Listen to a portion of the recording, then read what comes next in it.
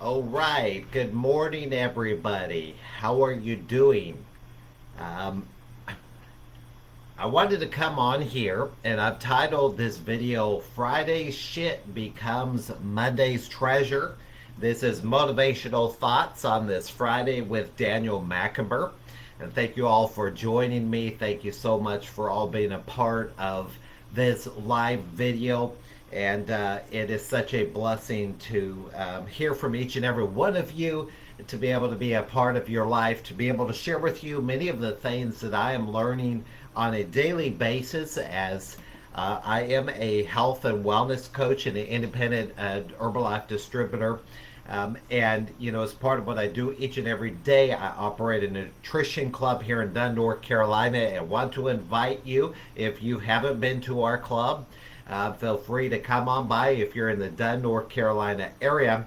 Or if you're looking to get these products shipped to your home, we are in 94 different countries, but we definitely can ship these products to your home. Um, it's pretty easy, and we can also help you to be able to get a discount and be able to just get healthy, to be able to just achieve great results, to feel great, and really to change your life and your lifestyle. And this is an incredible time to be able to do it. As it's getting a little bit colder, to be able to focus upon your health and your nutrition. And definitely, if I can help you out with any of those things, if you're looking for a business opportunity, to be able to make a little bit of income on the side, we can definitely share with you some of those amazing opportunities that are afforded and available to each and every one. Feel free to reach out about them, and we will get you plugged in. So I can't take credit for everything that I'm going to share with you on this live video today, but I'm so excited because basically a lot of the things I'm going to share with you I've actually have taken from the lectures, from the broadcasts, from the sessions of particularly Kyle Cease. Also have been listening to Les Brown, Jim Rohn, a number of different people, Grant Cardone. There's so many different people that I've been listening to and gaining knowledge from over the last 3 years that literally have impacted a lot of what I'm going to share with you today. And so I've titled this for a couple of different reasons. Friday's shit becomes Monday's treasure. So the first reason why I titled this Friday's shit becomes Monday's treasure is because I freaking can. But it got me thinking that, Fridays, a lot of people are like, thank God it's Friday. It's an amazing day. It's an incredible day. It's a really good day. We can't wait till Friday. And then comes Monday. And if you look at it, your mindset, what you're thinking, how you're handling things on a Friday, your shit today is going to become Monday's treasure. And is that a good or a bad thing? Not necessarily. It's not necessarily good or bad, is what I'm trying to say by that. Because what I'm telling you is if you look at it from a perspective that shit is bad, then that's what you're going to see it as on Monday. That will be your treasure. Instead of gold, instead of something lasting, the shit that happens on a Friday, the shit that we think, our thoughts, how we're handling things on a Friday will become Monday's treasure. You can put it any day of the week, but since it's Friday and I'm broadcasting this on a Friday, sharing these thoughts with you on a Friday, that's why I'm sharing them with you on a Friday because, you know, it is Friday, right? It's as simple as that. So Friday shit becomes Monday's treasure. So some thoughts and some notes and things that I want to share with you is to think about. So Friday, if Friday shit becomes Monday's treasure, what does that mean? Well, here's number one. What follows you everywhere do you go? Is there a trailer behind you? When you enter a room, what comes in after you? Um, what is behind you? What is following you? What is wearing you down? What is um, you know what more descriptive way to put it? But it is following you around. And I've listed some bullet points here of what that could be that is following you around. It could be your story. And here's the thing, folks. We all have a story. I have a story. I've done this very thing where I've allowed my story to define everything about me. You know, I could tell you part of that story. Born in California, homeschooled, raised in a Christian fundamental Baptist home, came over here to college. A lot of different things I could go into of what that story looked like, of what happened, of things that truly happened. But that story, if I allow it to, will follow me everywhere I go. It will follow me into the room. Can weigh me down. It can also lift me up. There's different parts of that story that there's different parts that might stand out in different circumstances. I might feel that there's parts of that story that help me to connect with other people. And so it can be encouraging in that way, but still, do I want that story to follow me everywhere I go? And your story is also part of your past. Your failures, things you've gone through, experiences, places you've worked, all of those things, your religious experience, your religious beliefs, all of that is part of your past. And it follows you wherever you're going. And a big one here is your thoughts. Your thoughts are the one thing that goes with you everywhere you go. Your thoughts come with you. They definitely stay with you. And sometimes it's hard to realize that the things we think are going on, the way we think that things really are actually just our thoughts. We can change those thoughts. We can take captive those thoughts. We can stop thinking that. We can stop thinking that our story is more important than the future. And then how about measurement? Scales, measurements. Looking at someone else. Well, I should be here by now. I've been 3 years in the business. I should be a lot further along. I should be more knowledgeable. I should have more degrees. You fill in the blank of what's your measurement. I should have a sexier body. What is that measurement that is defining you and following you everywhere you go, that follows you into the room? And then your expectations kind of ties that all together, because you have literally your expectations. What are you expecting? What are you expecting to happen? That's going to follow you, because if you enter a room with an expectation, then if it doesn't meet that expectation, that's following you as well. It can cause you to be cynical. It can cause you to be judgmental. It cause you to do all kinds of different things based on your expectations. So these are things that can follow you everywhere you go. And you could probably add to this list. These are just some of the things that I got fired up. And as I was making this PowerPoint presentation, I was like, wow, I think that this is some things I want to remember, and they are good to reflect on and recognize and think about, and focus on for a little bit and go through, of just a few of the things that follow you everywhere you go. But there's another thing, and this goes with everything we just went through. Who are you living your life for? This is a big question. And this is something that it's going to be different for everyone, but it's kind of the same for everybody. Because, what are you living for? And I've listed a few things here. Am I living for my social media image? What it looks like on social media. Am I making people happy? I've had Facebook for about 15 years. And I've had Instagram probably about, 10 years, something like that. And more recently, I have MeWe, and I've got back on Twitter in the last couple of years, and the social media, even YouTube, all the different platforms, what they are, Snapchat, all of those. there's a certain image that sometimes we feel like we have to portray. And sometimes it's hard because it's like, you know, am I living for that image?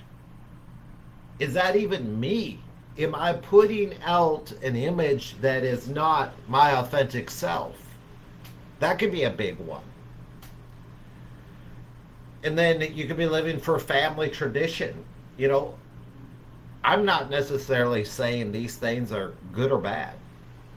I'm just pointing out, are we living for that family tradition? You know, did grandma make grits a certain way? Did grandma tell you she made grits a certain way and she didn't tell you the secret ingredient so your grits never turned out the same way? Family tradition, we've always gone to that church. We've always believed that. We've always done that.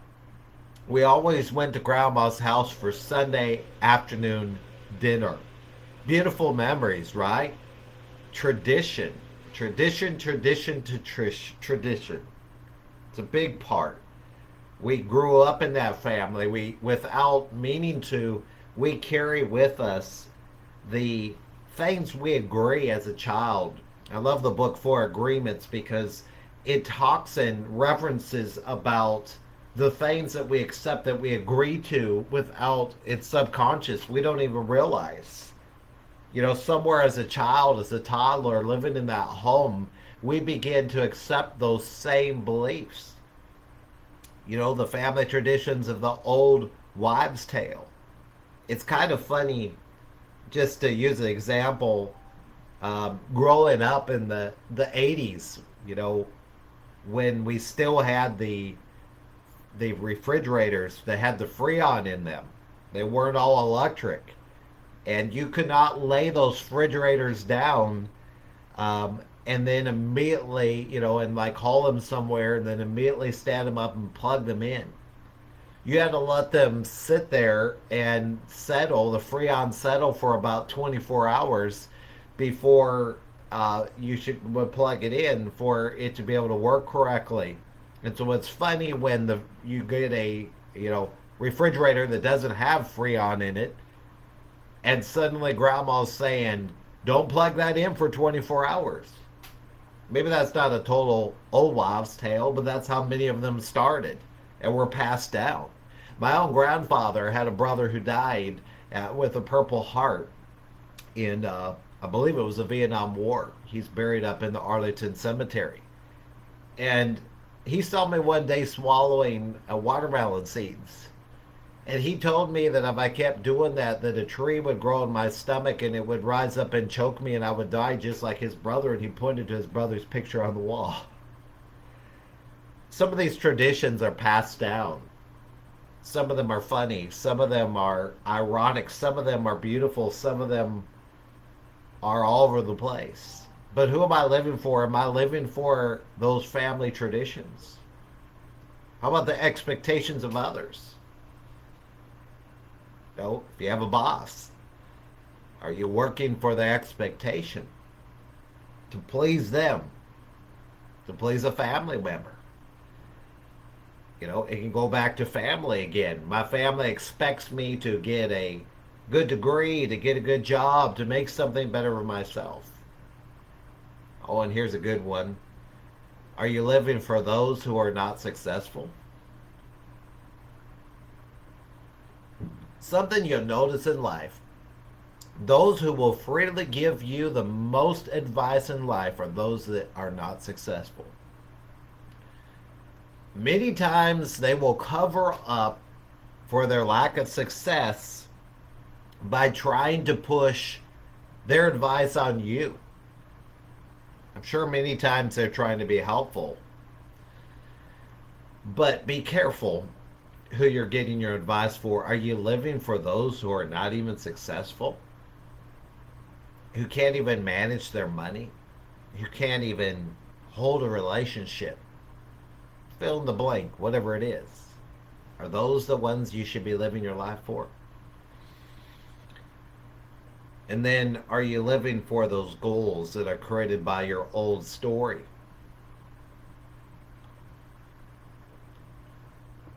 Goals are something that are created by our ego.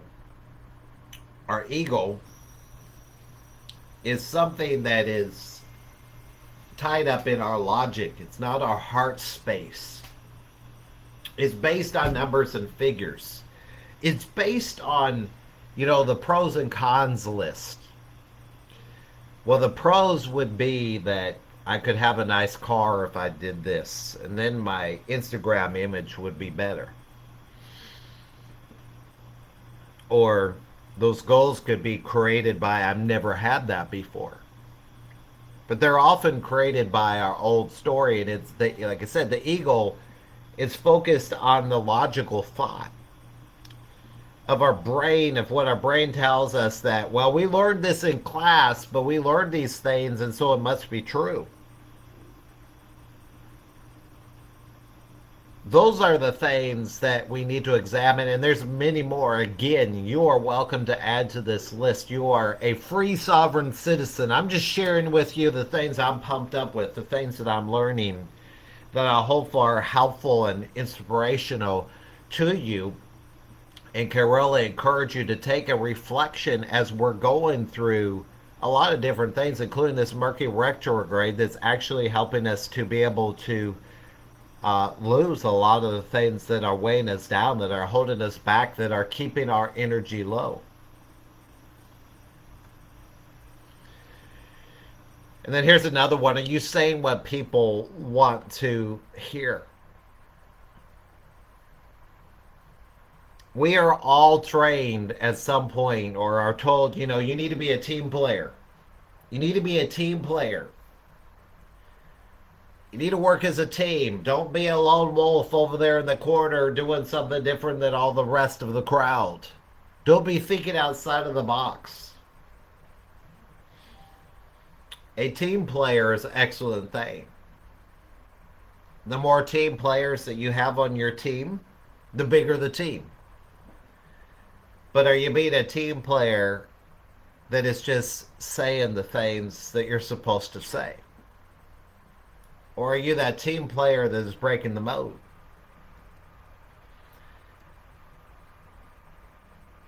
Saying what people want to hear because that is what our company does.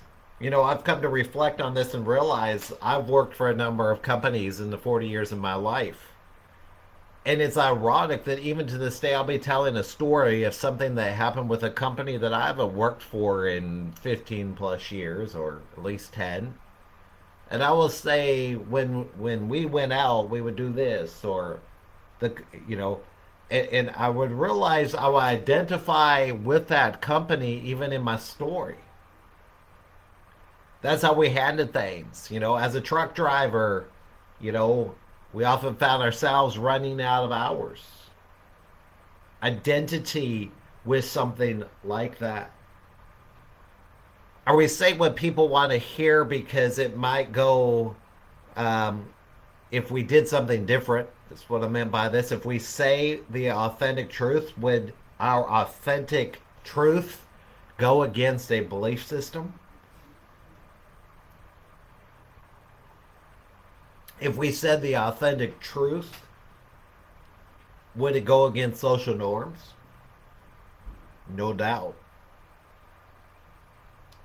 You see, I don't think we need to be rude or crude. But for some of us, maybe due to our belief system, it has inhibited us from being authentic. It's caused us to be pious, to learn the motions, and to say what people want to hear. And so we are living in sort of a facade. And we're going through a period of time when the masks are coming off. We're seeing authentically who people really are. And sometimes the best thing you can do is, at least when you're alone, be authentic, to be able to say the things that you feel. And sometimes recognize and call and hold the space that on a Friday, that was nothing but shit. And be comfortable with saying that, because again, it's a go back to the image of who you want to be. I mean, or the image of who you think you got to be. Are you just saying what people want to hear when somebody calls you up and says, what are your goals? Where do you see yourself in the next 10 years? Are you just saying the things that you're expected to say? There is so much we've been taught throughout life of a slave mentality of relationships, of how things are supposed to be. I often find it very, very interesting in relationships how often people don't even think about it, that there's that jealousy is okay. It's okay to be jealous in a very unhealthy relationship, because when you're together, there's no room for anything but I'm jealous. And if I see my husband with another woman, or I see my wife with another man, that, you know, they must be cheating. What kind of standard has that been brought into a thought? That's a social norm thing that has been there. I mean, sending your children to public school is a large social norm. More and more people are homeschooling. There's so many different ways we could go. I'm just sharing with you what comes to my mind as I'm going through this. But it might be awkward. I love how Kyle Cease talks about getting in the elevator. And he says when you get in the elevator and there's that silence, and you're in that elevator, and what if we actually said what we were thinking, as in, well, hello there. I'm actually thinking of what to say. I don't know you, so I don't really know what to say. Do you want to, what should we talk about? And he mentioned that, especially for a single guy, that literally could develop into the relationship of a real authentic relationship. You could end up marrying that person because you were actually authentic, instead of just having a business transaction like so many do, of where we have to talk about the weather, or we have to whatever, but it could be awkward because it's something we've never done. It's a conversation we never had. We're uncomfortable with saying that word because we've been taught that if we say a four-letter word that we're going to hell, when that's not even in the Bible. It could be a lot of different things, but it might feel awkward at first when we say it because we're not used to it. And then as we say it again, we begin to release the bonds of that yoke and begin to find our sovereign self, and we begin to understand who we really are. And we begin to become free. And then we got a news flash here. No one breaks your heart. They break your expectations. It goes back to what I was saying. It is so ironic, if I can use that word. We'll have someone on social media who we don't even know, and they'll say something, they'll post something, and we'll be like, oh, it breaks my heart that they would even say that. Why are we wasting our energy with people, especially that we don't even know? But it's not that your heart's broken, it's that they broke your expectations. And here's some couple of questions to reflect upon. Who set those expectations? Again, it goes back to the previous slide. Is it your belief system? It's interesting that belief systems are often founded due to hurts, due to trauma that happened, particularly as a child. And so we build a belief system to try to fix it, try to protect ourselves. And that becomes our religion. That becomes who we are. That becomes what we believe in. And many times that becomes our faith. So who set that expectation that someone has to be a perfect person? I find it interesting in a political front how many times we look for, a good family man, never been divorced, all these different things. We want good role models. But when did that become the expectation for a political leader? And we make statements like, oh, it's really sad that they would do that. It breaks my heart. I can't believe it. I can't believe that someone would do those things, would say those things, would actually go there. It's so sad. Is it really that sad? I mean, the sadness that you are feeling based on someone else, especially their social media image, that sadness you're feeling is your own sadness. It's your own feelings that you're feeling. This is something that is key to understand.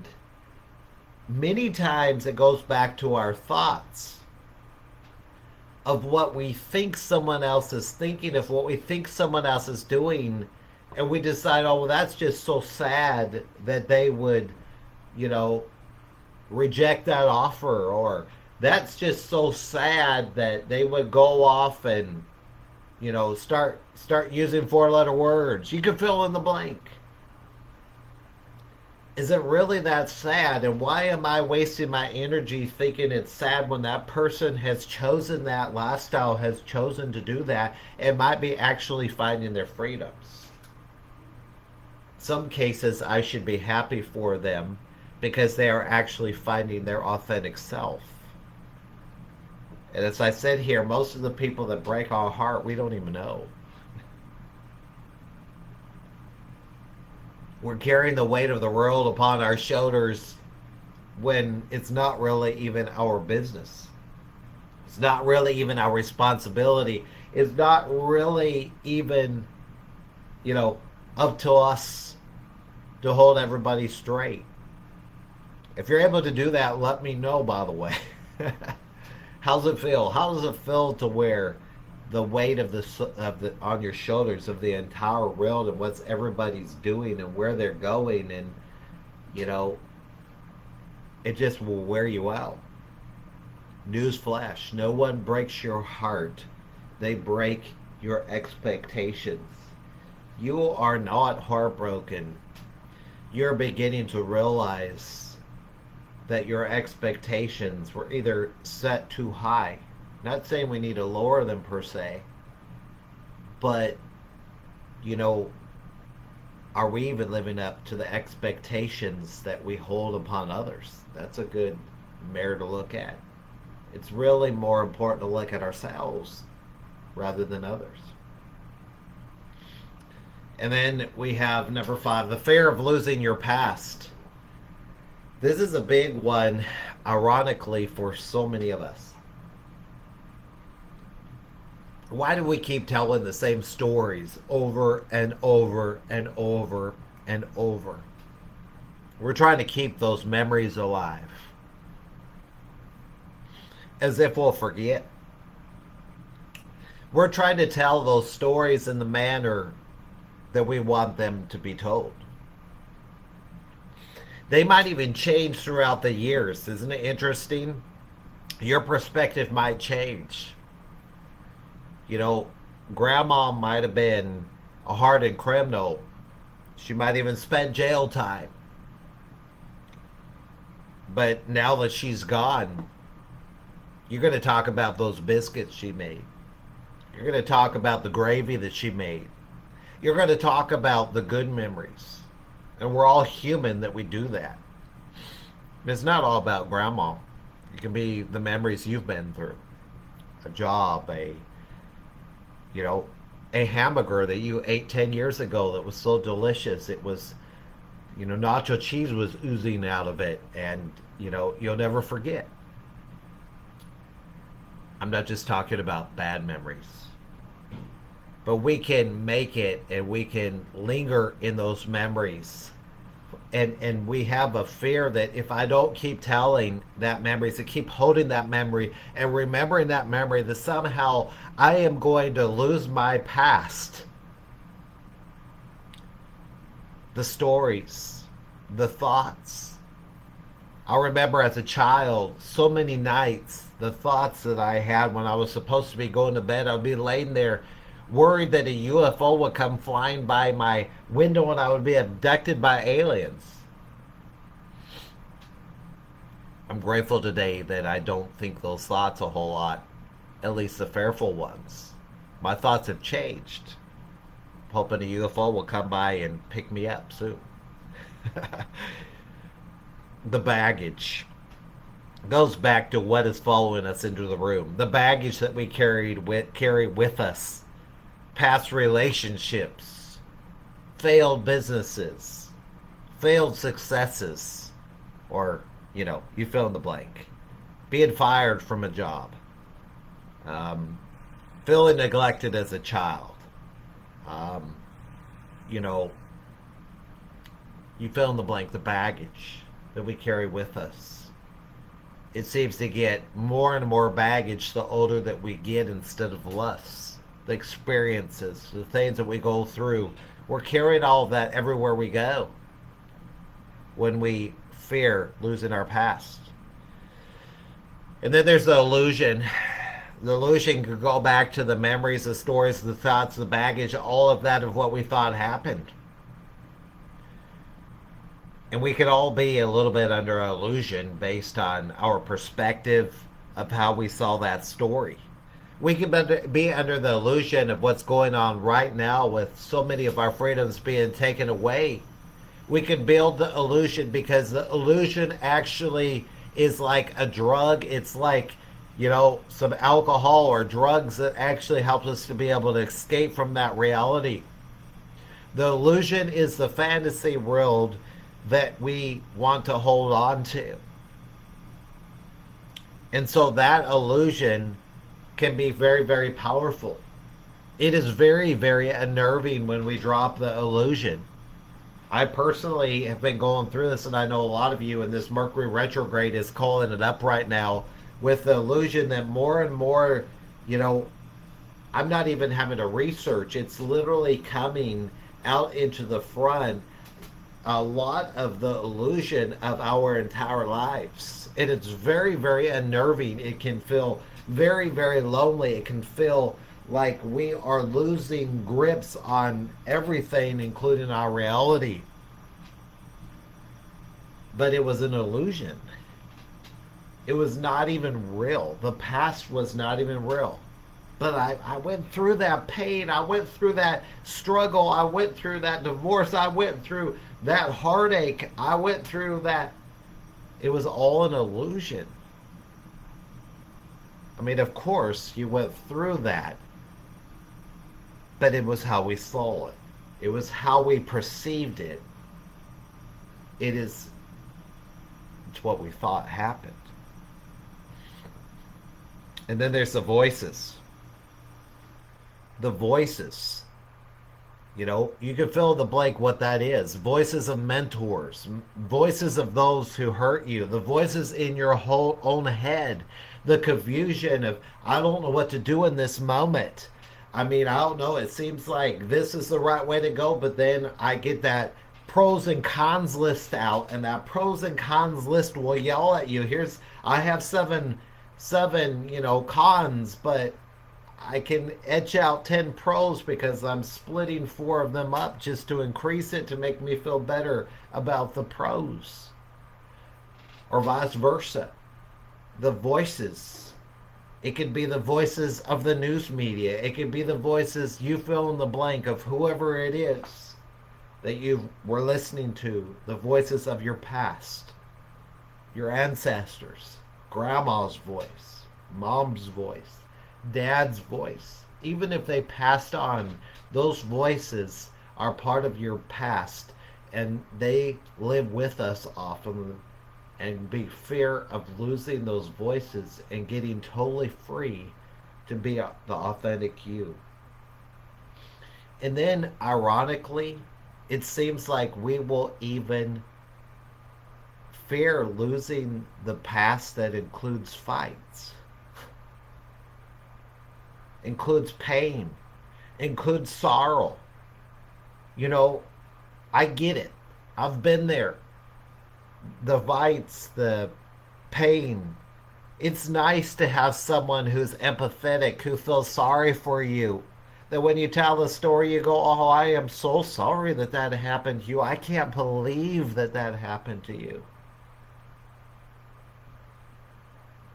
But as you look at these things, that fear of losing your past might be what is stopping you from stepping into your full power. It might be what's stopping you from being the most successful that you have ever been. That fear of losing your past. What will they think, though? What will grandma think?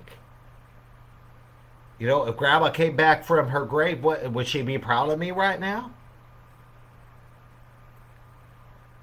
You fill in the blank. Each one of our situations are a little bit different, but each and every one of us are living the same life. We're alive right now. And the majority of us have experienced pain. The majority of us have experienced many of these things. The majority of us have gone through so many different things.